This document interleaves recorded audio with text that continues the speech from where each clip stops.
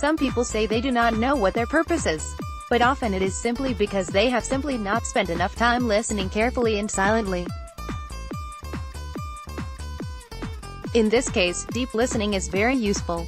The practice consists of simply stopping to listen, without judgment or expectation. Sit still in a quiet place, empty your mind and ask yourself in silence, what do I really want? What would I like to achieve? If you fully explore what you hear and experience in these sessions, you will be able to perceive and realize your real purpose. You will begin to evaluate yourself in total honesty. Here, after a while, ask yourself, am I deluding myself that I want something that I really do not want? Am I going along a road that I really want, or have I deluded myself that I wanted it?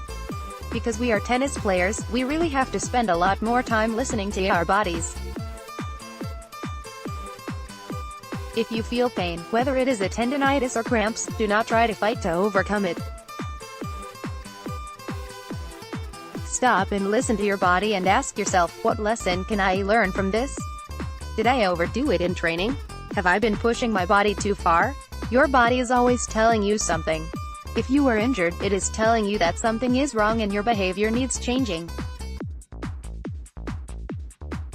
Related, be like water and not like ice. Deliberate practice. Every top-level tennis player knows that when you want to reach a goal, you have a good chance of succeeding if you are willing to sacrifice enough.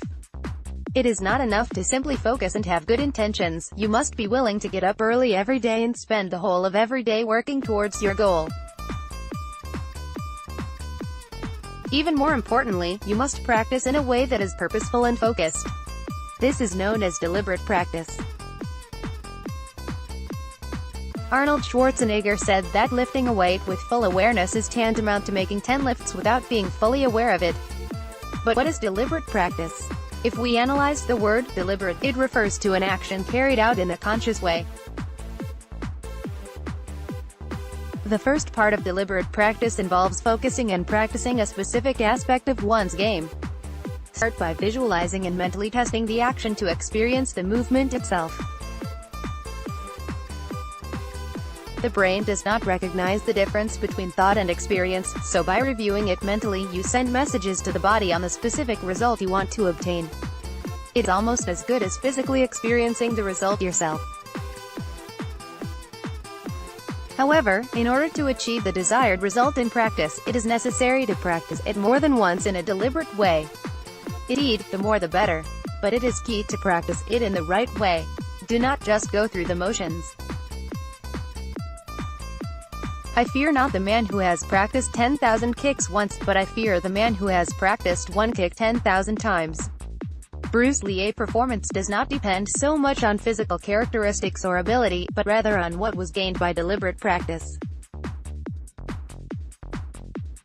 According to a well-known theory, it takes about 10,000 hours of deliberate practice in order to master any field, including sports.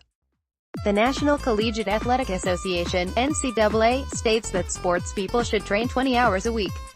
If you want to become a strong player, and considerably improve your shots, you have to practice each shot deliberately thousands, and even hundreds of thousands, of times. To imprint the correct shot in your brain, you have to practice it with the real intention of improving that shot. If you get bored during training, it means you have to rededicate yourself to the process. Focus and practice with purpose. Related, don't be a slave to excuses.